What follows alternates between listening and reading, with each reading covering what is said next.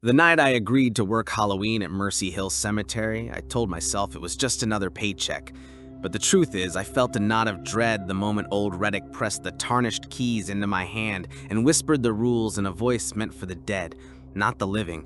And even now I can still hear him as clear as if he were standing beside me. Keep the chapel lantern burning with cemetery oil until dawn.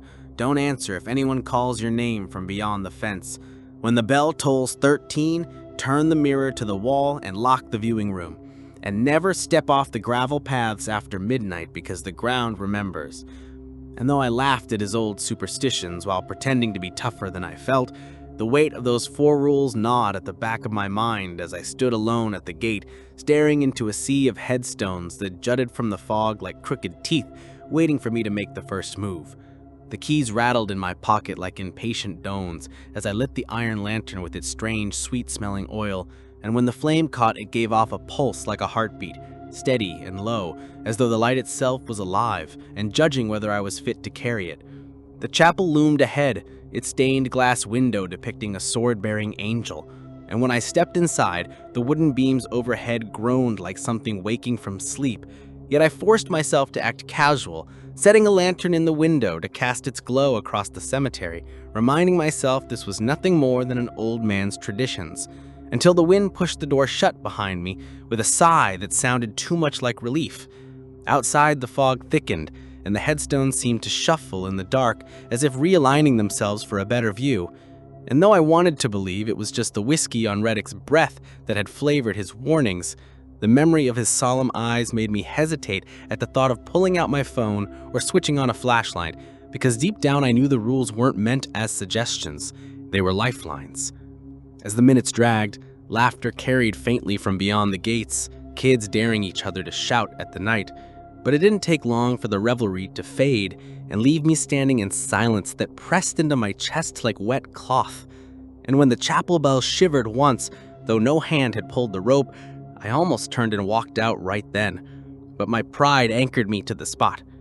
With every breath, the air grew heavier, metallic on my tongue like a copper coin, and the lantern's glow seemed to fight back shadows that bent and moved at the corners of my vision, reminding me that I wasn't alone.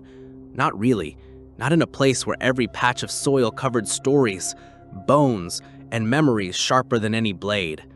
I told myself this was just nerves, that the worst I'd face tonight was boredom, and maybe a stray raccoon. But the first cough from beyond the fence, a dry, polite sound, as though a woman were waiting to be noticed, froze me to the marrow.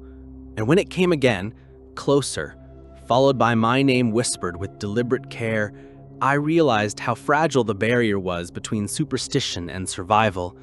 And I understood that the first rule I'd be tested on wasn't about light or mirrors, but about resisting the oldest human urge to answer when called. By the time the clock ticked past 11:30, the laughter of the teenagers outside the cemetery had thinned into the distance and left me in a silence so thick I could hear the blood pressing in my ears. And though the lantern glowed steady in my hands, every step I took along the gravel path felt like I was walking across the ribs of something vast and buried beneath me, waiting for me to misstep. The fog had risen higher now, swirling at my knees like dirty milk, and the headstones broke through it as if they were ships marooned in a dead sea, their inscriptions barely visible in the pale light, names and dates belonging to people I never knew, but who might, for all I understood of this place, still be standing somewhere in the mist watching me. I made my way toward the Weathers family mausoleum, the lantern throwing its weak pulse across the stone angel carved into the arch, and that was when I froze, because the angel blinked. Its lifeless chiseled eyes shivered shut and opened again with the wet certainty of flesh, not stone. And though I told myself I'd imagined it, the lantern flared like it too had seen and was straining to hold back the dark that had seeped from that gesture. My first instinct was to run, but the gravel path beneath me felt like a tether, and Rule 4 beat in my skull, "Don't step off the path after midnight. Don't step off the path." So I forced my shaking legs forward until I reached the bend that led back toward the chapel, trying not to glance at the graves pressing close on either side. I told myself to breathe, to focus, but then the bell gave a single thud, a hollow punch of iron muffled by fog, and I knew it hadn't struck for time because it was still before midnight, which meant something else had made it move. The lantern's flame jumped hard enough to scorch the glass, and I rushed back to the chapel to trim the wick and whisper apologies to the flame the way Reddick had shown me, and though I felt like a fool, the lantern settled as if it had accepted the gesture. When I glanced at the brass clock on the pew, its hands pointed to 11:58, which gave me just enough time to steady myself before the rules truly began to matter. But then just as I tried to draw a clean breath, I heard it again, the cough, 2 short bursts, only this time from directly outside the chapel door, and then my name spoken in a tone that carried a knowledge only my family could have known, soft and deliberate, Marcus. And though every fiber of me ached to throw open that door and prove it was just a lost drunker, one of the kids sneaking back for another thrill, Rule 2 sank its claws into me, reminding me that voices beyond the fence weren't to be answered, not if I valued my life. I clenched my jaw until my teeth hurt, and the silence that followed was worse than the whisper because it felt like something was waiting for me to break. And when the clock struck 12, the bell began to toll, slow and deliberate, until it reached 12 heavy strikes and then dragged itself into a 13th, a sound that didn't ring so much as press against my chest, and the lantern faltered as though it too had been shoved. I sprinted for the viewing room, my heart climbing into my throat, and nearly dropped the keys as I fumbled to unlock the door because Rule 3 demanded I act now, demanded I keep that mirror facing the wall. And yet, when I burst into the room, the mirror was already facing out, oval and glistening like a wound, reflecting not me, but the chapel as it might have looked 100 years ago, its pews fresh and clean, and in the reflection a man stood by the bell rope, though no one was there when I turned. The mirror whispered in my own voice, "Turn it!" And the longer I stared, the warmer the frame became until it pulsed like living skin beneath my hands. And though my stomach lurched, I wrenched the mirror to face the wall, and the bell outside swallowed its 13th stroke with a sound like teeth grinding shut. For a breath, I thought I'd won, that I had proven myself worthy of the rules, but then from the nave behind me came a low, polite laugh, and when I spun with the lantern, its light fell on nothing but empty pews. And yet I knew without a doubt that whatever waited beyond defense had just stepped closer, patient enough to play all night if it had to, and I began to wonder whether I had the will to last until dawn. By the time midnight surrendered to 12:30, I'd convinced myself that I'd passed the worst of it, that following the rules had kept me safe, but that illusion shattered the moment I stepped out of the chapel with the lantern raised and saw the fog crawling higher than my waist now, thick and swirling, as if stirred from beneath, swallowing the headstones until only their tops jutted out like the spines of half-buried beasts. I kept to the gravel path, repeating Rule 4 in my head like a prayer, but the night was no longer content to test me with whispers or tricks of reflection. It wanted me to move, to step off that safe trail, and it showed me how easily I could fail by planting footprints on the gravel that weren't mine. Wet, dark prints that stretched ahead of me as if someone soaked in pond water had just walked the same path minutes earlier, yet I knew I'd circled the grounds alone. The prints led straight toward the pauper's field, where small white flags marked a recent burial, and though my chest burned with the need to follow, I forced myself to stop 3 steps short, staring at where the gravel ended and the damp grass began, knowing that if I stepped into that plot, the ground would close around me like a mouth. Behind me, the bell gave a sudden single cough, as though it had tried to ring but choked, and in that hiccup of silence I heard the faintest music drifting from nowhere and everywhere, a fiddle tune my grandfather used to whistle while sharpening his knives, except bent and warped, like someone was bowing across strings made of hair instead of gut. The lantern shivered in my grip, its flame stretching toward the sound as if it longed to be pulled into it, and I realized then that the lantern wasn't just protecting me, it was being fed, burning something more than oil to keep itself alive. My phone buzzed in my pocket, and for a stupid second relief rushed through me, until I pulled it out and saw no service, no number, only my own name glowing across the cracked screen in place of a caller ID. And before I could stop myself, I answered, my throat working against the rule until I slammed the phone shut and hurled it onto the path, the lantern's light guttering in anger at my weakness. From the fog beyond the fence came that cough again, closer, followed by my name drawn out long and thin like it was being unspooled from a throat full of gravel. Marcus! And my heart thrashed so hard I thought the lantern might snuff from the tremor in my hands, but I pressed forward, retracing the path back toward the chapel, each crunch of gravel beneath my boots echoing louder than it should have, as if someone else were matching me step for step, always just behind. When I reached the Whitlow marker, a child's grave with a lamb carved in stone, a sudden coldness wrapped my ankle. Not a hand yet, but the promise of one. And the lantern's flame stretched low to the ground, catching for an instant the outline of fingers just beneath the surface of the gravel, pressing upward like the buried had remembered me. And I bolted, nearly spilling oil from the lantern as I sprinted toward the chapel's glow. By the time I slammed the heavy door shut, sweat had chilled across my back, and the bell outside gave a low, humorless groan, as though disappointed I hadn't broken the rule. For a moment, breathing hard in the empty nave, I wondered whether the rules were protecting me or whether they were only prolonging the night, dragging me deeper into something I didn't understand. And when the lantern dimmed and then flared again of its own accord, I realized it was listening, waiting, as if it too was curious whether Marcus would last until dawn. The clock on the brass pew whispered past 1 in the morning, and though I told myself I'd already faced enough to prove my worth, the cemetery wasn't finished with me. If anything, it had only just begun to show me its teeth. And when I raised the lantern again, I felt the weight of every restless eye pressing out of the fog, as though the entire graveyard had roused itself to watch. The flame was steady, but longer now, thin as a blade. And I realized with a sick twist in my stomach that it seemed to sharpen in response to the growing hunger in the night, not weaken.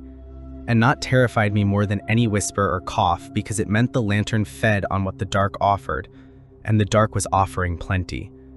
I forced myself back into motion, crunching along the gravel path, refusing to glance at the grass on either side where I could feel shapes pacing parallel to me, low and fast like wolves that weren't wolves at all, their movements only visible by the drag they left in the fog, streaks like brushstrokes across an unfinished canvas.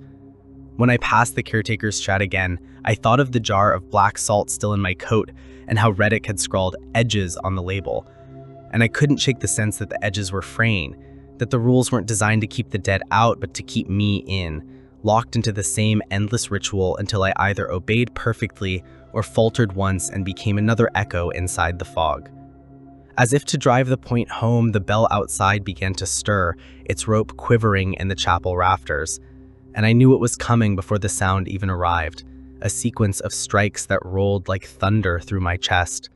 1, 2, 3, all the way to 12, and then a 13th blow so heavy and deliberate it bent the air itself. And when it struck, the lantern almost ripped itself from my hand in a violent lurch, as if trying to leap into the void it illuminated. And the mirror upstairs groaned like it had turned by itself. I sprinted for the viewing room again, keyring clattering in my palm, though a part of me dreaded what I'd find more than I dreaded disobeying.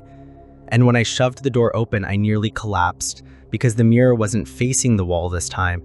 It was angled halfway, as though caught mid-turn, showing me not the room behind me, but some grotesque version of it, pews leaning forward like the backs of animals, the floor rippling like water.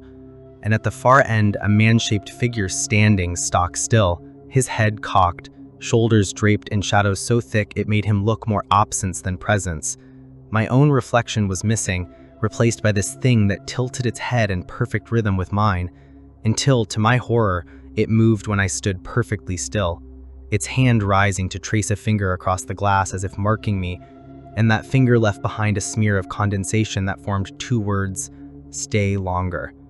My breath froze in my lungs, but the flame flared with sudden, furious brightness, and I seized the frame, spinning the mirror toward the wall so hard the brass leaves groaned. But before it was sealed away, the figure inside opened its mouth, black and deep as the space beneath a coffin lid, and a sound poured out, not a scream, but the keening of 100 voices chanting my name like a dirge. The door slammed behind me of its own accord, and for a moment I was locked in that room with only the trembling lantern between me and the darkness pressed tight behind the mirror. But then the flame steadied, pulsing once like a heartbeat, and the sound inside the glass retreated, not defeated, only waiting. I staggered back to the nave, legs trembling, and as I set the lantern on the altar to catch my breath, the laughter came again from outside the fence, softer this time, joined by a man's voice humming the same warped fiddle tune I'd heard earlier, and then another voice, low, raw, older, called out a name that wasn't mine, but carried my grandmother's cadence, as though the cemetery had rifled through my memories and found the one person I would most want to believe was waiting just beyond the gate. "Avis," it crooned, gentle, persuasive. "It's cold out here." And though I clenched my jaw until it ached, the urge to answer almost tore my throat open, because part of me wanted to hear her voice again, even if I knew it wasn't real. But the rules clung to me like a second skin, and I managed to stay silent, though the effort left me trembling like I'd run miles. I tried to distract myself by checking the ledger, flipping through pages filled with entries from decades past, And the further back I went, the less like reports they sounded and the more like confessions. One guard in 1986 had written, "Answered once, they used my father's voice. He never left the mirror afterward." And another from 1973 simply said, "The ground remembers. I stepped too close. They're still walking with me." And I slammed the book shut because the words were beginning to crawl like ants across the page, rearranging themselves into fresh warnings with my name threaded between them. I clutched the lantern and pushed back out into the cemetery, desperate for fresh air even if it stank of wet iron. And when I reached the path by the pond, the surface rippled, though no wind blew, and a face rose just above the waterline. Not a face exactly, but the imprint of one. Featureless except for the dim suggestion of sockets where eyes might belong.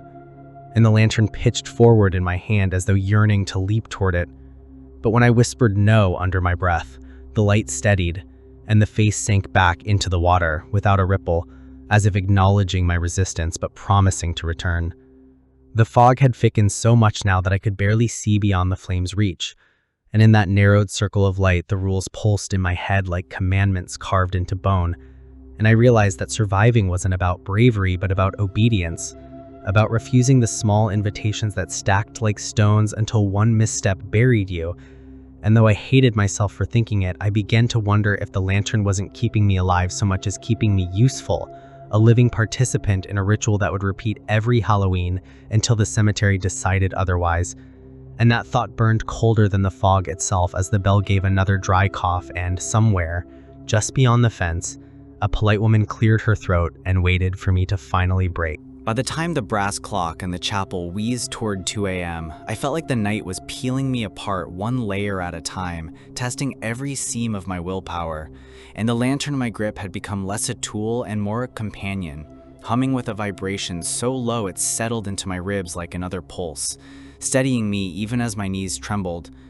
I walked the gravel path again, forcing my boots to crunch loud and clear so I could hear something that belonged to me. Something that proved I was still anchored to this side of things. Yet no matter how loud the sound was, it always seemed to be followed by another pair of steps, softer, perfectly in sync, as if my shadow had learned to walk independently. The fog coiled higher now, licking at my chest, hiding the lower halves of the headstones. And when I passed the caretaker's shed once more, I swore I saw movement through the grimy window.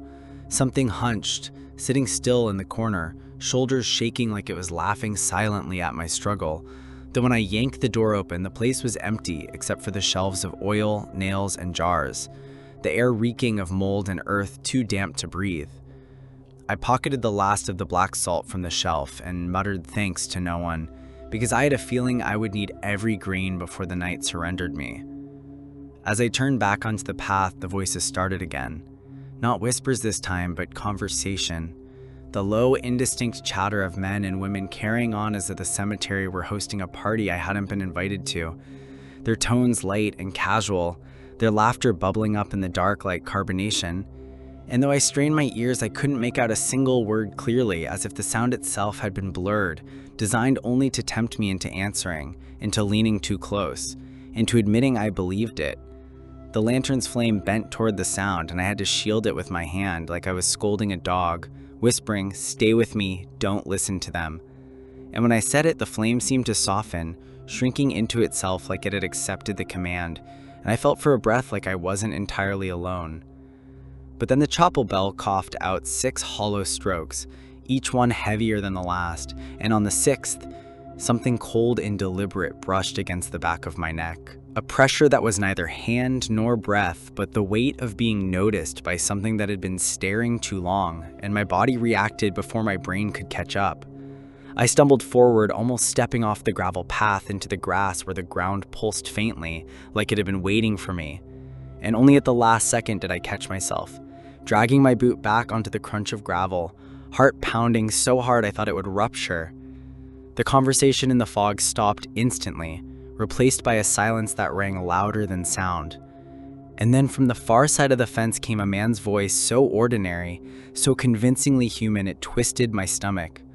"Marcus, the gate's open. You coming?" Friendly, casual, the kind of tone a buddy uses when he's leaning against his truck bed with a cooler at his side. And for a fraction of a second I wanted to believe it, wanted to pretend I'd survived enough. and that maybe the night was done with me. But Rule 2 hammered itself into my skull. Don't answer. And so I locked my jaw and trudged on, even as the voice followed me with coaxing hums and easy laughter that belonged to no one I'd ever known. By the time I reached the pond again, the surface was black glass, and though the lantern's light should have bounced off it, the flame only revealed the silhouette of a man standing waist-deep in the water, still and silent, the reflection stretching wrong, too tall, as if the water was deeper than the earth itself.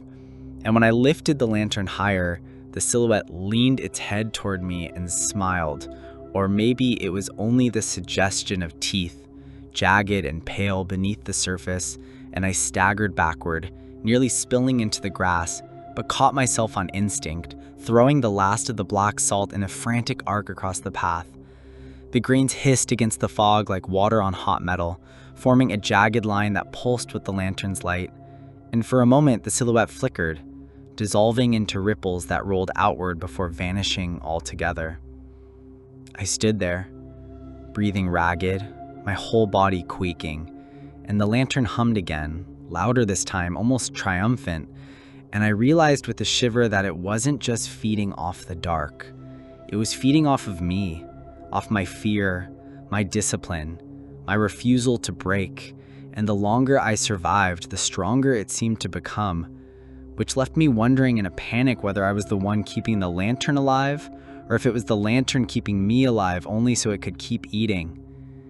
As the thought sunk in, the bell gave a lazy creak, and somewhere behind me from the chapel steps came a polite cough, the same one I'd heard before, patient and careful, and then my mother's voice, perfect in its rhythm, called softly through the fog, "Marcus, come home."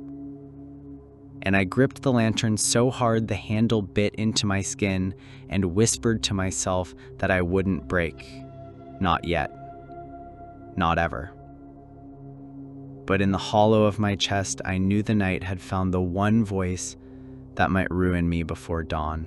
By the time the chapel clock ground its gears toward 2:30, I had stopped pretending this was just a job and started admitting to myself that I was walking the line of a ritual older than Reddick, older than Mercy Hill itself, and maybe older than the ground beneath my boots, because every second felt rehearsed, every sound rehearsed, as if the dead had been waiting centuries to draw me through the same steps. The lantern burned bright enough to paint halos against the fog, but its flame had changed again. It no longer looked like a flame at all, more like a sharp tongue of light, curling and twitching as though tasting the air for me. And with each pulse, it threw the shadows back a little harder, but the shadows had learned to move differently now, not away but with me, pacing at the very edge of the glow like predators circling a campfire, confident that the firewood would run out eventually. I forced my boots into the gravel again, crunching loud and steady, chanting Rule 4 in my head, "Don't step off the path, don't step off the path." But the night seemed determined to test me with subtler lures than whispers or music. The first was the sound of someone sobbing, low and broken, drifting from just beyond the fence, a child's cry, hiccuping between shallow breaths, and it stabbed through my ribs with such force I almost ran toward it, almost broke the rule before I remembered the ledger's scratched out lines, the guard who'd answered once and never left the mirror afterward, and I clutched the lantern tighter, whispering apologies to the empty air as if the sobbing thing could hear me.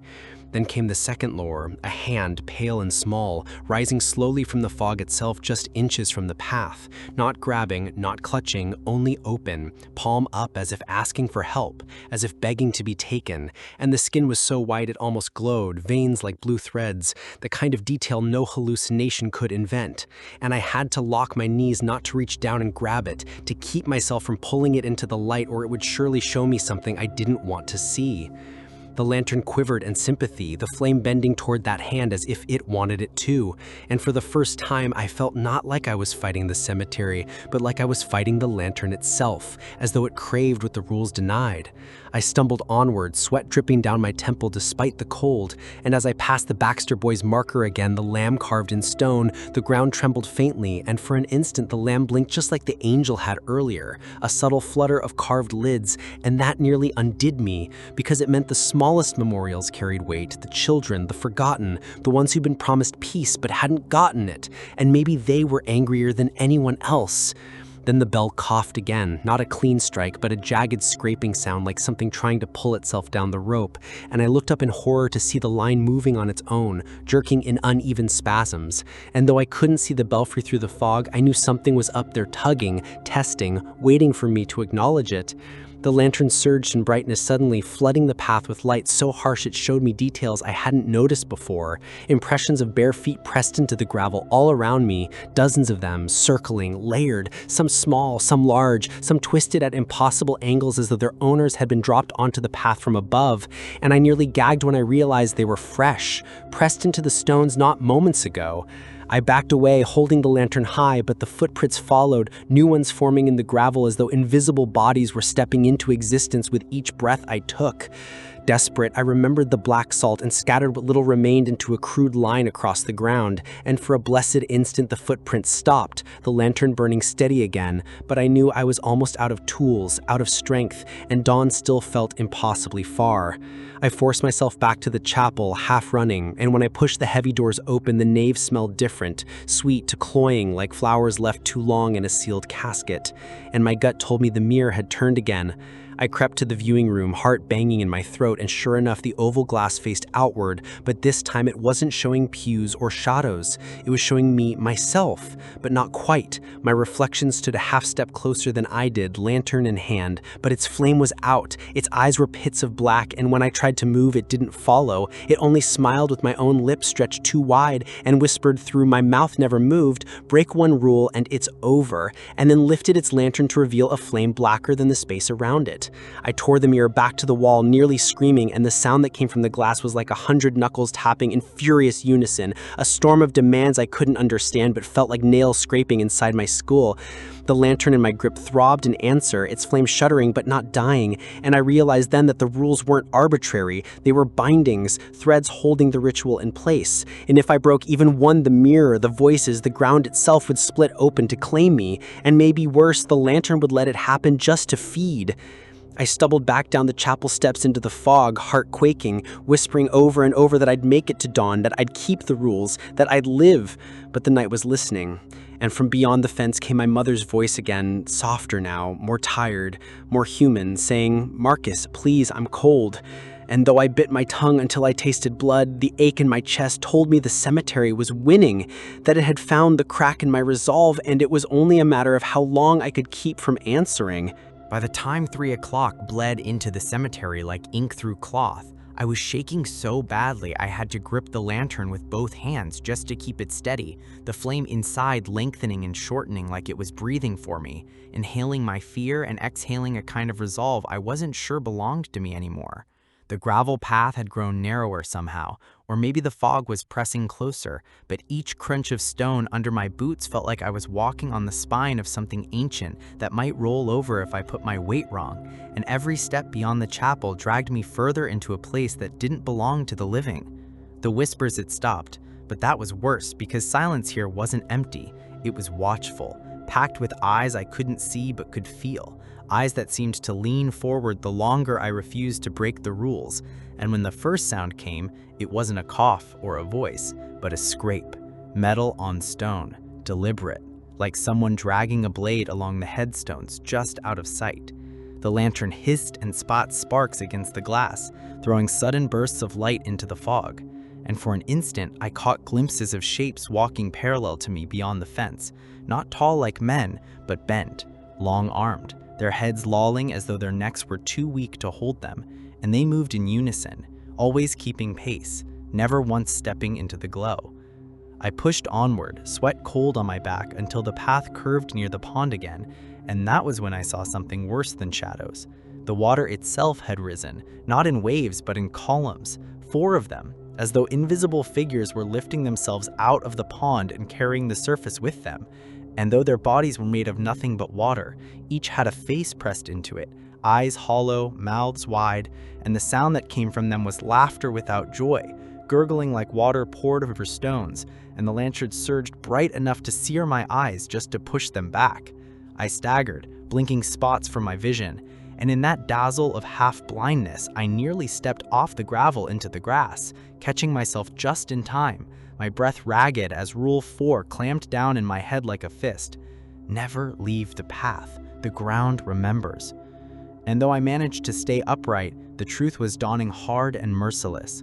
The longer I lasted, the harder the night would press, and every test would be sharper, more personal, until something finally cracked me.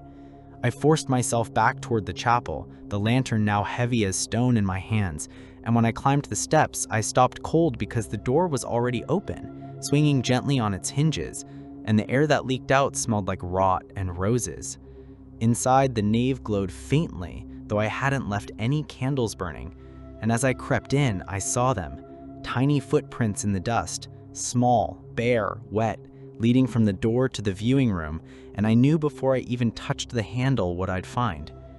The mirror was turned again, facing out, and this time it showed not me, not the chapel, but my childhood bedroom, lit by the soft yellow of a nightlight shaped like a moon. And there, sitting cross-legged on my old bed, was a boy with my face at age 7, staring out at me with wide, expectant eyes. His lips moved, though I couldn't hear him at first, and then the sound bled through like static. "Answer her, Marcus, she's waiting." And he pointed toward the bottom of the mirror, where, faint but certain, a pale hand tapped slowly against the glass in rhythm with my mother's voice calling from outside, tired and cold and too convincing. I almost broke then, I almost answered, but the lantern's flame roared tall and furious, casting such a light that the boy's image flickered, and the hand withdrew, and I seized the frame and spun it to the wall, ignoring the scream that tore out of the reflection, a scream in my own voice, sharp enough to make my ears bleed. When the mirror slammed back into silence, I fell against the pews, panting, whispering apologies to myself for nearly breaking, but deep down, I knew this wasn't just about me anymore, that the cemetery wasn't testing Marcus, the caretaker. It was testing whether any human could last through a night of rules designed to strip you of every weakness, and the sickening truth was that dawn felt impossibly far away, and I was no longer sure which side the lantern was on. By the time the clock trembled past 3:30, the air inside Mercy Hill felt so thick it clung to my skin like wet cloth, and I had the sense that I was no longer just passing through the cemetery, but sinking into it, becoming part of its endless ledger of names and mournings. And though the lantern still burned, its flame had turned strange, long, bending, curving, as if it were straining towards something I couldn't see, and I began to wonder if it was leading me or luring me. The gravel path stretched out ahead like a vein through a body, and I stuck to its center line with the caution of a tightrope walker, because the fog pressed closer than ever, curling over the edges as if trying to erase the line between safe ground and hungry ground, and every instinct screamed at me that the cemetery wanted me to step once, just once, onto the grass so it could close over me. Then the voices returned, not whispers or sobs this time, but a chorus, faint hymns rising from the stones themselves. Dozens of low voices murmuring a tune I almost recognized from my grandmother's church, only the words weren't words, but long, drawn-out sighs that seemed to tug at the ribs inside my chest. I forced myself to ignore it, gripping the lantern tighter, but then the bell gave a sudden single toll. Not 12, not 13, just 1. So loud it made the fog ripple, and when it finished, the path in front of me wasn't empty anymore. It was filled by a shape, tall and sharp, standing in the glow like a cutout of blackness darker than the dark around it. My body froze, breath locked, because though the figure didn't move, its head tilted in the exact way mine had tilted in the mirror, and I understood with a gut-deep certainty that the thing I'd seen in that glass was no longer trapped there. It had found a way out, or at least a way closer. The lantern hissed, flames straining violently, and the figure stepped back into the fog without sound, but as it vanished, the ground beneath my feet shifted, like something had pushed upward against the gravel, and I stumbled, nearly spilling the light. I caught myself gasping and realized the hymns had stopped, replaced by a single deliberate voice drifting from the fence line. "Marcus, you're tired, aren't you? Put the lantern down. Rest." It wasn't my mother's voice this time, or my grandmother's. It was mine, twisted, speaking from the fog with perfect cadence, and hearing myself call out from beyond the fence nearly broke me. I bit down on my tongue so hard I tasted blood, whispering Rule 2 under my breath. "Don't answer, don't answer." But the fog pressed harder, curling around my knees, tugging gently as if guiding me toward the gate where I could see the faintest suggestion of hands gripping the bars, pale and patient. The lantern pulsed violently, as though fighting not the dark, but me, and for the first time, I realized the rules weren't only keeping the dead out, they were about keeping me in line, forcing me to prove myself again and again because the moment I faltered, the lantern would stop protecting me and join whatever waited beyond. My chest rattled with terror as I turned back toward the chapel, forcing my boots into the gravel, each crunch louder than the last, and behind me my own voice kept calling, coaxing, mocking, promising rest, promising warmth, promising that one broken rule was all it would take to end the night. When I finally reached the steps and pushed the heavy door open, the nave exploded with sound, every pew creaking, every beam groaning, the mirror upstairs shrieking against its frame as though turning on its own again, and I staggered inside, clutching the lantern to my chest, knowing with a sick certainty that the cemetery wasn't just testing my will anymore, it was wearing me down piece by piece, waiting for the second I slipped. And though I swore aloud that I would hold until dawn, the words tasted hollow, because deep down I knew the night was winning, and the worst of it hadn't even started yet. By the time 4 o'clock threatened the horizon from somewhere I couldn't see, the night had figured me out, the exact tilt of my fear, the seams in my resolve, and it pressed there with a precision that felt personal. The lantern's flame had become a white needle, thrumming so hard my wrists tingled, and every time I blinked, it left an afterimage that stitched the fog into shapes that looked too much like faces.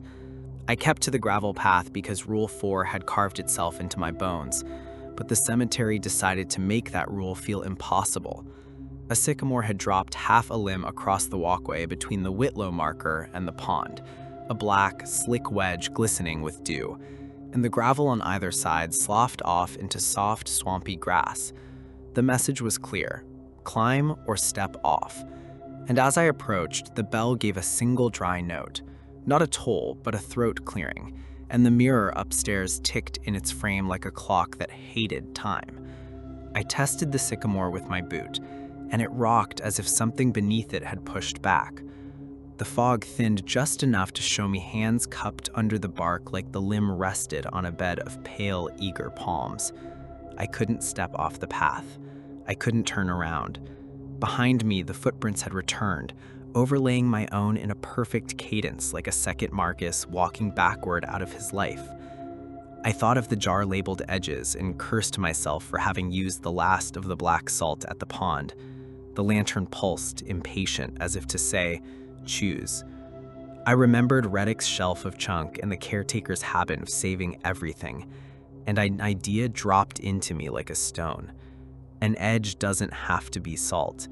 It only has to be a boundary the dead agree to. I crouched and scraped both hands through the gravel, piling it into 2 narrow windrows that hugged either side of the limb, a crude causeway of stones, still path, still rules, then set the lantern at the base and breathed once, hard, the way you do right before stepping onto ice. The sycamore groaned its complaint, the hands beneath flexed, but when my boot met the bark, the lantern brightened, as if stamping the structure with permission, and I crossed in 3 clumsy strides that left my thighs shaking. Behind me, something sighed like a disappointed teacher. I grabbed the lantern and kept moving, and the cemetery responded by changing tactics. The fence line ahead glowed with a thin, pearly light, and for a dumb second hope rose, dawn. But then my own voice rolled from the fog in front of me, not beyond the fence, but inside the grounds, close enough to fog my ear. Marcus, you're doing so well. One last thing. The mirrors turned toward the door. You forgot to lock it. Rule 3 fell into me like a trapdoor opening under my stomach. I ran, gravel spitting from under my boots, and the cemetery did its best to turn my sprint into a stumble, shifting stones, small depressions that hadn't been there a minute ago, but the lantern cut a clean tunnel through the tricks and threw me up the chapel steps gasping. The nave met me with a smell like hot copper and lilacs left to rot. The pews were angled tighter, as if the room itself leaned toward the viewing door. The bell rope shook, not pulled, but shivered, like a muscle clenched against pain. I should have been careful. I should have approached slow. Instead, I slammed the viewing room door open with my shoulder and nearly fell backward because the mirror wasn't just facing out. It had moved, stand and dragged 3 feet closer to the threshold, brass feet leaving grooves in the wood. And in the glass, my mother stood. Not the suggestion of her, not a trick of fog. Her. Hair wet from rain she wasn't in, cardigan the wrong color by 1 thread, a tired smile that shredded me. "Marcus," she said, voice perfect. "I can't come in, just turn me." I knew a trick when it wore a monster's mask. I'd never learned what to do when it wore my mother. The lantern's flame thrashed, lashing the glass with light so bright it showed tiny imperfections, scratches, a hairline crack spidering from the brass leaf at the top. And something in that prompted a thought I didn't know I had. Doors open to light they recognize. Doors close to walls that refuse. "I love you," I said, not to the mirror, but to the rule, and I slid sideways, keeping my eyes on the glass, but my spine angled toward the wall, and grabbed the back of the stand. The figure in the mirror sobbed once, not a plea, but a note, a frequency that rattled the fillings in my teeth, and the chapel bell answered it with the first of 13 blows. I hauled the mirror toward the wall, and the second blow landed, and the floor under my boots tilted, and I understood the rhythm. Each strike would pull the door wider unless I turned it fully before 13. My hands ran slick with sweat. On the fourth strike, a child's hand pressed from inside the glass near my knee. On the fifth, the viewing room doorway behind me filled with a silhouette exactly my size. On the sixth, the lantern faltered as if someone had cupped it. "Marcus," I said from the doorway, "you're breaking the rule. You're looking while you turn." The seventh blow came like a cough in God's throat. I tore my gaze off the glass and fixed it instead on the blank wall, on a water stain shaped like a keyhole. The stand grieved in brass. The wheels squealed. 8th, 9th, 10th. On the 11th, the silhouette behind me leaned close enough that its breath should have warmed my neck if it had breath. Instead, cold soaked into my vertebrae like a poured drink. "Say my name," it whispered, my voice with the tenderness I saved for people I love. The 12th blow shook dust from the rafters. I planted my heel against the stand's base, shoved, and the mirror kissed the wall with a soft final funk. The 13th strike didn't ring at all. It inhaled. The silhouette at my back frayed into threads and then into nothing.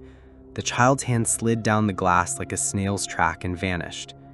For a second, the room held its breath with me. Then the chapel exhaled, timbers uncinching, pews creaking, bell rope settling like a tired vein. My legs forgot how to stand, but the lantern steadied me, humming that low counter-fear note until my vision returned. I spun the lock on the viewing room door because the rule demanded it, and the click sounded final enough to count as a prayer. Outside, the cemetery didn't take the loss kindly. The hymns returned louder, laced with a wet percussion that might have been hands slapping the underside of earth. The path to the gate brightened with that false dawn again, a cheap imitation of morning meant to hurry me into answering something that wasn't a question. The lantern's reservoir was down to a stubborn gleam of oil, the sweet stink of it thinner now, and I accepted what I'd been avoiding. The last test would be about light. Keep it. Don't let it die. I carried the lantern down the steps and onto the path for what I knew would be the final circuit. The fog closed at curtains, and from both sides of the fence, my family spoke at once. Mother, grandmother, a cousin lost in June, and a version of me that sounded well-rested and kind. They said my name in a braid, tugging from every angle. One answer, one step, one look. I did what the ledger had taught me. I didn't answer. I didn't step. I didn't look. I walked, careful as a prayer set on glass, toward whatever the cemetery had saved for the hour before dawn. When the clock shuddered toward 5, when the fog had thinned just enough to tease the idea of dawn, but not enough to give me comfort, I realized the night had not broken me but reshaped me, carved me into a shape that fit its ritual, and all that remained was to hold until the sun forced the cemetery to loosen its grip. The lantern was nearly empty, the last coil of oil licking at the wick with a sour, chemical stench that clung to my throat.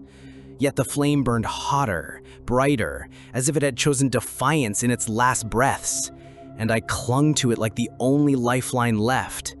The path beneath my boots crunched steady, though my legs ached, and every step felt like a bet placed against the ground's hunger, each crunch daring the cemetery to claim me.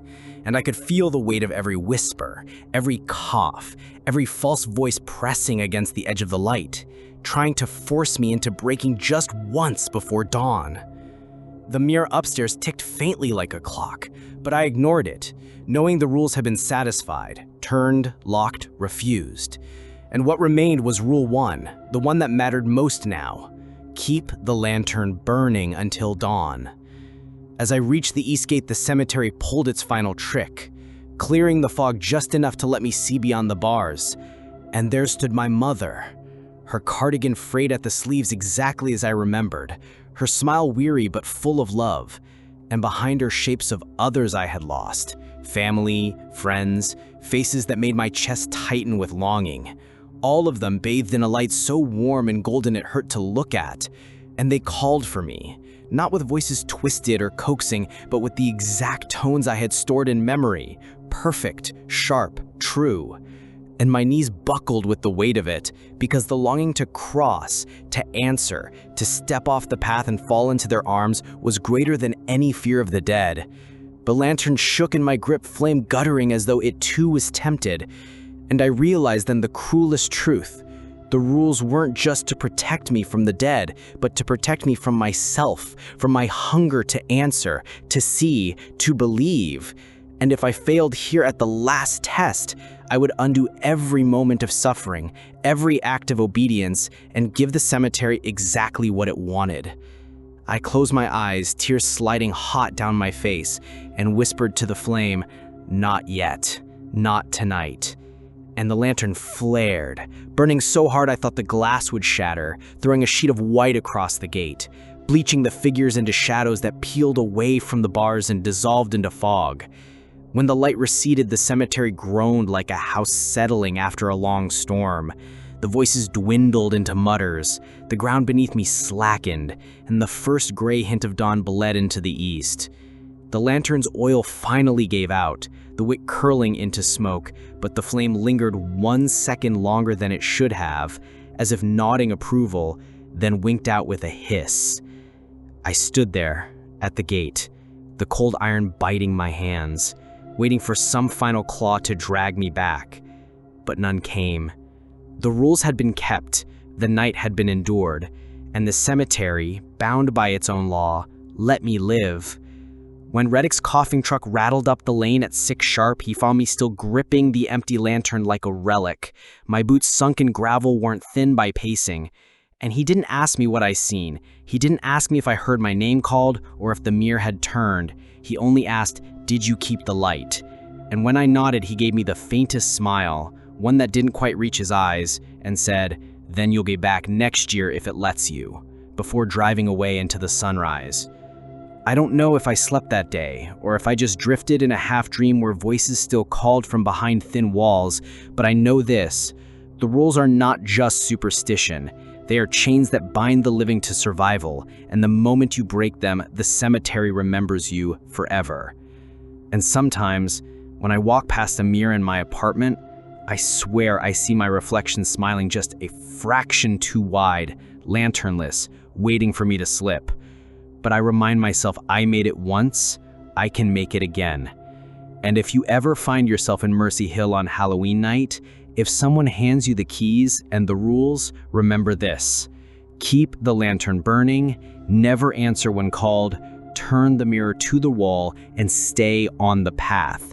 Because the ground never forgets, no matter how many dawns you survive. That was my Halloween night at Mercy Hill Cemetery.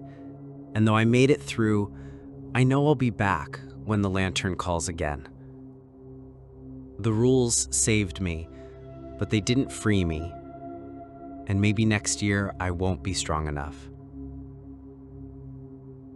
If you survived tonight's story with me, make sure you subscribe to Echoes After Midnight, because there will always be new rules and you don't want to face them alone.